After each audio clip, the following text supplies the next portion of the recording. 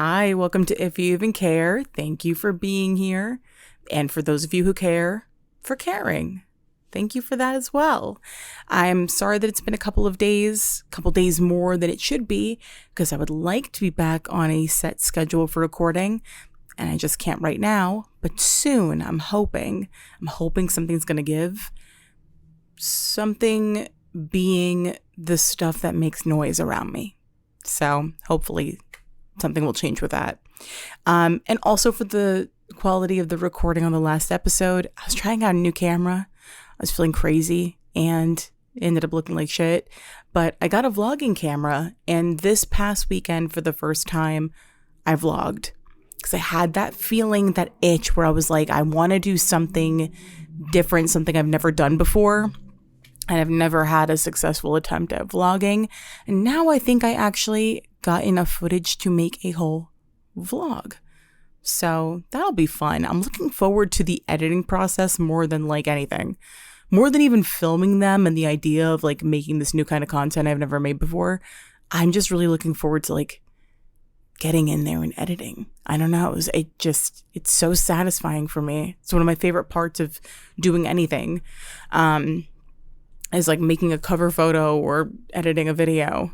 I like that part. So whenever that's up, I will post that on this channel somewhere. I will let you know in some way, shape, or form. That information will get to you if you are interested, if you care. I did not get the best sleep last night. I don't know if anybody else is like this, but whenever I have anything change about my sleeping situation, I get the most fucked up dreams, like fever dreams. And I got a new bed frame, and I fell for TikTok shop propaganda.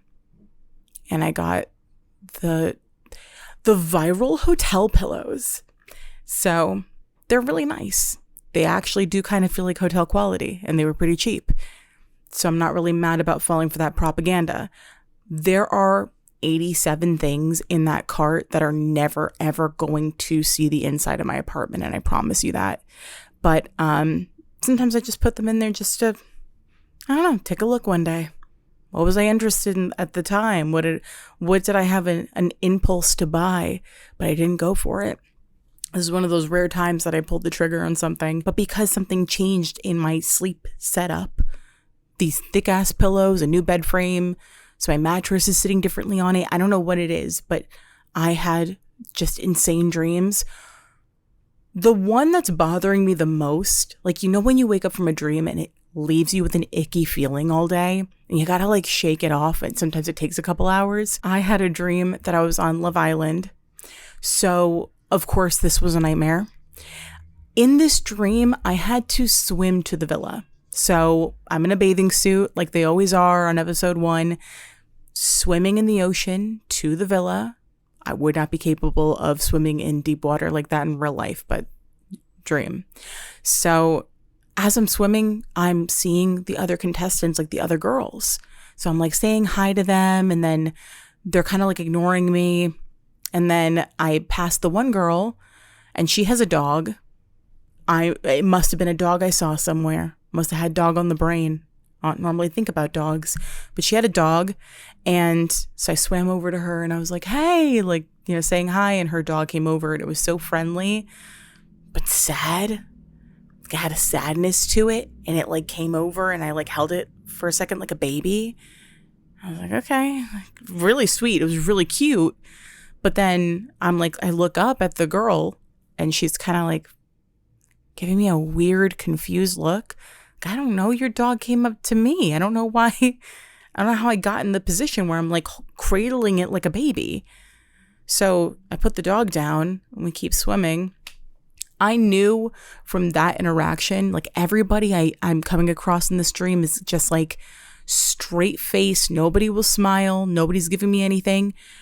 And I'm not lucid dreaming. Like I'm not fully aware in this dream, but I know at that point, like I have just enough awareness to go, oh, it's going to be one of those dreams where everybody like ignores you or is like really rude or like put off by you. And you're like, I'm not even fucking doing anything. We're all swimming to the villa together. I get there. I'm on dry land. I'm pulled into a warehouse where a bunch of guys with like lore accurate Love Island haircuts, you know, the British one where it's brushed all the way forward and they have like baby bangs, just a bunch of those guys come into the room. I don't know how my brain even generated these people, honestly. They all kind of look the same, just wearing different clothes. And all these guys are kind of sitting on like bleachers or something, and they're all like looking at me. Honestly, this feels more like a sidemen, is that what it's called? Sidemen, or like a cut video, because I'm just in this corner of a warehouse, like sectioned off by cloth with a bunch of guys staring at me while I'm wet in a bathing suit. So the worst thing that could ever happen to me ever is happening to me in this dream. And one of the guys is like, oh, does anybody like want to couple up with her? And the guys are kind of like, nobody's saying yes. They're all kind of just talking amongst each other. And then I hear one of the guys use the word females. So in my mind, in the dream, I'm like, all right, I'm wet. Probably smell like dog right now because I was cradling a dog in my arms. And I'm in a bathing suit and I'm uncomfortable. But maybe I can get them to laugh. And then that'll warm them up because nobody's really coupling up with me right now. So I don't know why I would think this would make this kind of group of men laugh. But I was like, who just used the word females?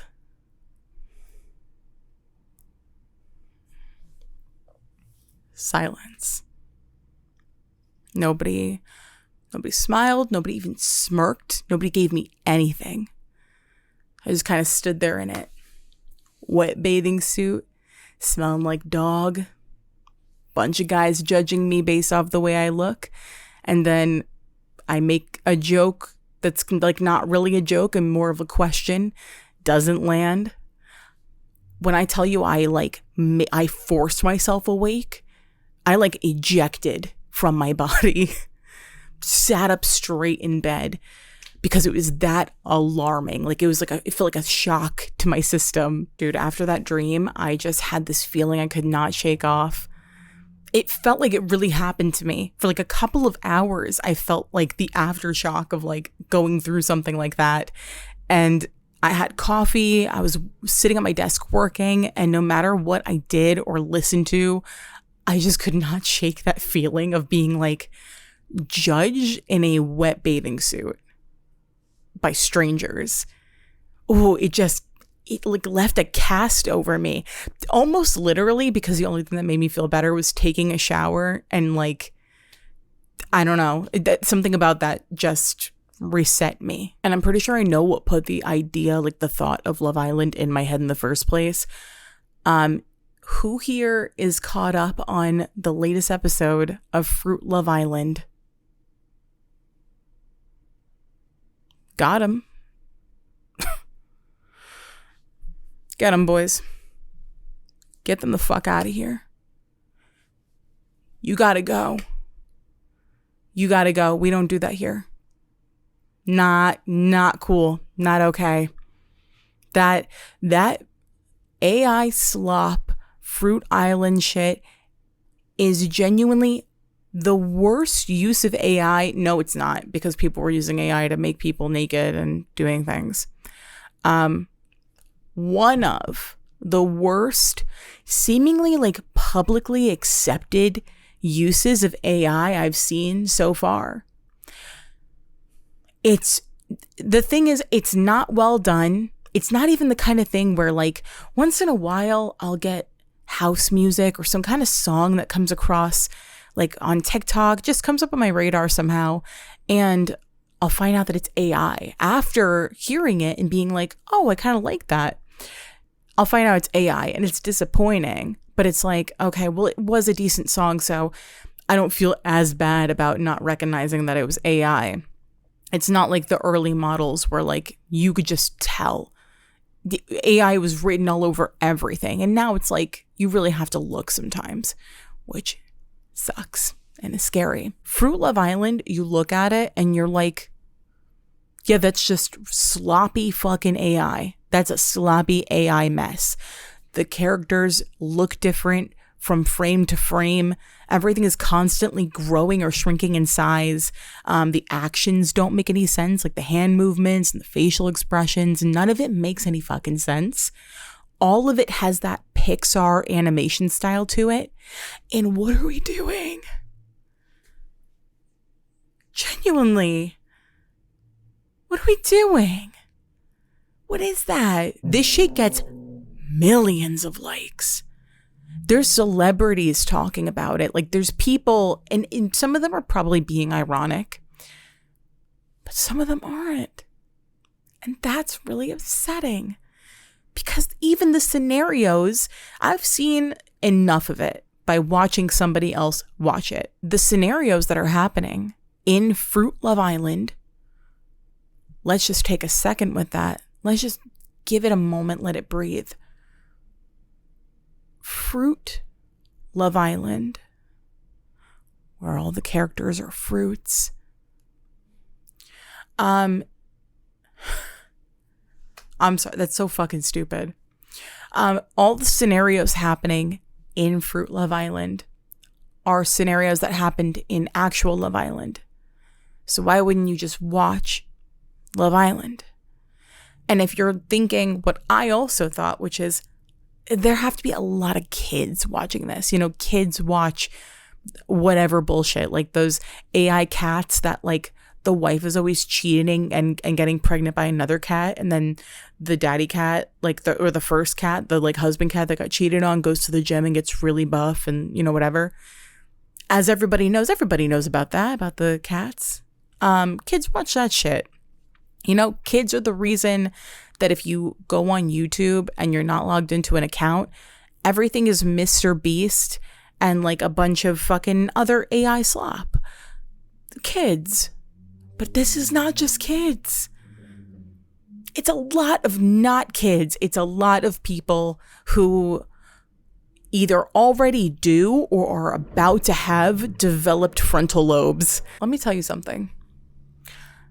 If a loved one came to me and they said, hey, I need to confess something to you, I would go, absolutely. You know, whatever it is, I'm here for you. There's no such thing as TMI. And then they told me that they are obsessed with Fruit Love Island. I would go, okay. And I would take them in my arms and I would swaddle them with a blanket, make sure to tuck them in real good, support the neck and back, and get them in the car. And they would go, I want my passy. And I would say, shh, it's okay. There's Miami Mint where you're going. And I would make sure they're really comfortable, put on some Gracie Abrams for them, and take a little trip down to the local fire department, where I would go, listen, boys, Dalmatian, take good care of this one. Find them a place where they'll be accepted for who they are. And then I would get back in the car and look in the rearview mirror where they would be laying on the road where I had just sat them down, and they're still swaddled. So as I'm driving away, it's kicking up a lot of dirt and debris, and I only give it that one glance back, and then I would never look back again. I love you from afar. I gotta love you from over here. Some things, and yes, it's that deep. I'm taking you, and I don't care how old you are. You're an orphan now. And you need to find a family that's going to accept you the way you are. You guys can all wear like those AI Pixar character shirts where the whole family has been turned into Pixar characters. You can all wear one. Okay? And you'll meet a nice man and you'll both wear hoodies, and one of them will say king and one of them will say queen. And then you know, and you'll have signs in every room of your house that state what happens in that room. You'll have a nice sign in the kitchen that says eat, nice sign in the living room that says family, you know, and you're going to live a good, happy life, but you do need to be isolated. You need to be kept away from everybody else, okay? It just is that way. I'm going to have to love you from very, very far away. I want to love the memory of you before you became this. It's that deep. Everything is that deep. It would be one thing if it was like you're watching a computer generated, like fan made Fruit Love Island, or somebody literally on their countertop with a bunch of fruit with drawn on faces, whatever. Why would that bother me? It's the AI Fruit Love Island. I would never let that happen to anybody I love. It's not, they don't lean into the fact that they're fruits. They don't even make them consistently look like fruits. They don't look like people either. They all have the exact same body type. They don't take advantage of things that you wouldn't be able to do with regular Love Island and give them like dramatic backstories and cutaway scenes to like things that happened off island. It's pure slop. Absolute fucking garbage. And you know what? This is funny because it is one of those things where there's some overlap between like Gen Z and millennials, where everybody makes fun of millennials for the whole like using AI to see what you would look like as a Pixar character, as a Tim Burton character, as like whatever character, to see what you would look like on a coffee mug. Like you couldn't just use your brain and picture it. You need to see it and then share it on like your Facebook story or whatever. This is very much that. Like there is no difference between these two things. Like you can't make fun of millennials for turning themselves into Pixar characters and then also watch Fruit Love Island where they all look like Pixar characters and it makes no fucking sense and it's not even entertaining or funny. What I have been watching is The Pitt, which The Pitt season 2 has been really good. I did not think that I would like this show the way that I ended up liking it because I'm super squeamish. I can't handle a lot of blood, gore. God forbid a bone sticks out of something. That's just too much for me. And then I think this is a super common thing probably, but I never really hear anybody talk about it out loud, where you see something happening in like a show or a movie, like an injury happening. Like say somebody's arm was like all torn up, like they had some crazy accident, so their arm is all fucked up. I'm watching it and it makes my arm hurt. Like I get the tingles, like almost lightheaded feeling through my body when I see a lot of blood or something that's like really like a really traumatic injury. But then I also feel that part of my body respond. Like I feel like girl, phantom pain, really? Yeah, I feel phantom pain like in my body when I see that. So not usually my kind of show. I just don't care about like hospital shows. But I kept seeing people talk about it and I said, listen, if there's one thing I'm going to do is I'm going to give the people a chance. And sometimes they'll let me down like a Fruit Love Island. And often I find that they don't. So I'm always willing to give something a shot. And I ended up really loving it. But what I didn't know, because I started watching The Pitt not long before this season 2 started. Just kind of perfect timing to start watching a show.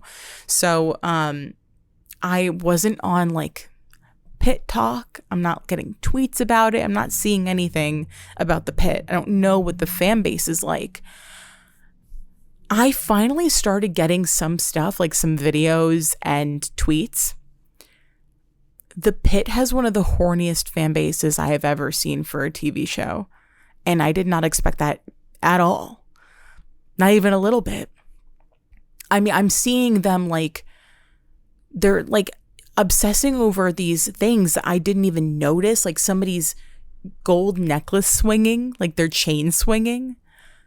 Or a look between two characters. I'm like, yeah, some of these people, you're like, oh, I kind of wish they'd get together. But it's not that kind of show. They only get 10 seconds here and there every other episode to actually have a personal conversation with somebody. You don't get a lot of that. So it's like when you do get it, and it feels important because they only have these passing moments during their shift to actually talk to one another about anything outside of the patients. So people are like drawing conclusions between characters, like coming up with all these theories about what's going on. They're trying to solve these medical mysteries and figure out what's going on with each patient or what's about to happen in the next episode. And I'm not thinking at all. I'm not thinking even a little bit while I have it on. I'm watching it completely differently. And I don't think I should be doing that. I think maybe it would be more enjoyable if I was actually fully tapped in and being like, okay, maybe this is what's actually happening with this patient. I'm just watching it. I'm not thinking. I'm not thinking at all. And the last thing I'm doing is getting horny. The absolute last thing. And one thing my girls are going to do is they are going to find the yaoi in something that is yaoi-less. They will find it. They will seek it out. I'm seeing like Huckleberry and Dr. Robbie, like fan fictions and like artwork and stuff, especially because Dr. Robbie offered for Huckleberry to like stay in his house while he was going on his sabbatical. And then people were like, so what I'm thinking is when he comes back, he's just going to be like, hey, you already live here, so why don't you just stay? And like, obviously, I don't think they genuinely think that's going to happen. But it's just kind of beautiful. It's like, wow, we are watching the same show so differently. There's just something about that. I'm going through my notes because I was having a hard time remembering what was even happening in the past week. I'm like, what have I done recently? I did go to hmart for the first time, and I've got a thing for the Japanese sweet potatoes real bad. Like my picture in the back of Whole Foods bad because they keep selling them out. Cleaning house. They're so good. They taste so buttery. They almost taste like, not like they've been seasoned already, but they have so much flavor to them that you just really need, like, I put a little bit of salt, pepper, paprika if I'm feeling absolutely nuts. If I feel really fucking crazy, little paprika, maybe even smoked. Not too much though, because you put too much smoked paprika on something, it starts to taste like bacon. And I hate that taste of like artificial bacon. But they're so good. But the ones from hmart that come in the paper bag, I looked up how they cook them. It's a whole convoluted way that I'm not going to be able to do at home. But the way that it cooks them, they become like a custard inside. I ate those bitches just straight up, nothing on them. I took a bite to try it, and then normally I put a little like slice of cheese or something on it. A little bit of cheese, like Havarti cheese, and then some jam on the side is so good on a Japanese sweet potato, or any sweet potato, but I think it's better on those. But those hmart ones, oh my God, I took a bite and then I ended up eating the whole thing. That's crazy. They're doing magic in that place. Okay, as far as notes, I'm usually a little bit better at like jotting down my thoughts, but what I'm working with right now is a list of things that I used to think as a kid made somebody rich. Like if I saw that they had these things, I was like, okay, money bags. Somebody's loaded. They're really simple things because like you're a kid, but I still kind of felt this way even into my teens because they're just things I didn't have. Like one of them is having a walkway to the front door and there's like stones and like lights along the path leading up to the door. I'm like, that's rich to me. That's money. You know? I feel like kids that had that kind of house, you just, okay, like you're wearing Hollister. They were wearing Hollister. Or having a landing on the staircase. And any kind of home can have that, but one that I always, anytime I saw it in somebody's house, I just immediately made an assumption about their tax bracket is when you open the door And then there's like you're already on a landing, and then there's stairs that go upstairs and stairs that go downstairs. Like you open the door and then you already are met with, okay, we got 3 levels in this bitch. That to me, that's 2 levels. Wow. But like having a staircase and then you've got a really big landing right in the middle of it, that to me was just like in a really nice house. It was always going to be in what I thought was a rich kid's house. Or having juice all the time.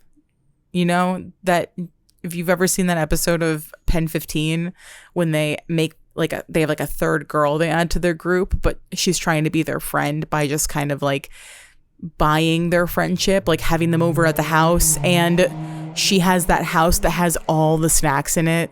Like she's got every fucking thing. She's got all the juice, and she talks to her mom like crazy, like treats her mom like shit. That's the kind of house I figured I was in. If I walk in your kitchen and you've got a lot of cabinets and you've got like, I don't even know, Dunkaroos and juice in the fridge. Not to act like I never had juice growing up, but it wasn't something we just always had on us. I didn't grow up in like a soda or a fruit juice house. We would have those things occasionally. Soda, like never, unless it was like a rare fast food moment. But juice. And don't sleep on the frozen cans. Those were good. I remember those being good. When I see them in the store now, I'm never picking them up. But I remember them being good. The frozen cans that you would put in the pitcher with the water. The fruit punch one. What I actually want to do is I want to take a bite out of the can. Like out of the frozen juice. Just straight up raw dog the juice. I won't let myself do that, but I really want to. Also, whenever a new Pokemon game would come out, there would be 2 versions. If you had both versions, if you had Ruby and Sapphire, you were one of the richest people I'd ever met in my life. Like, I figured you were like actually rolling in it, going home and physically rolling in it. Because you had that much money. A classic one was that if you had a fridge that had the water dispenser built into it, or even better, if it had the ice dispenser, that's wealth. Okay? You're living the good life. And I would take advantage of the ice dispenser every single time I would go over to anybody's house that had one. I'm going to eat a lot of ice. I'm going to be eating a lot of ice. So I don't know where you get the water from in the fridge. I don't know where the water supply is coming from. Make sure that she's full.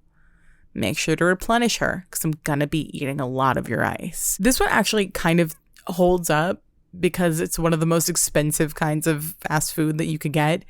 But one of the first times I ever had Five Guys, I was staying over at my friend Nikki's house and her family bought it for me. She made a big deal out of it too. She was like, you know what they fried the fries in, right? I was like, no, I've never had it before ever. And she was like, peanut oil? Ever heard of it? I was like, no, I don't even like peanuts. Am I going to like that? She was like, yeah, you're going to like it. They're the best fries ever in the world. And then like the feeling of being like, oh my God, I'm going to eat one of the best things I've ever had in my life right now. And it actually being that good, I will never forget it. It still is. Like, I hardly ever get Five Guys. And when I do, I'm like, this is a treat. This is like luxury. Like, as far as fast food goes, that's a luxury. Now, if you DoorDash Five Guys, you are in a different tax bracket than me. You are living a very different life than me. That's something I've just never been able to bring myself to do.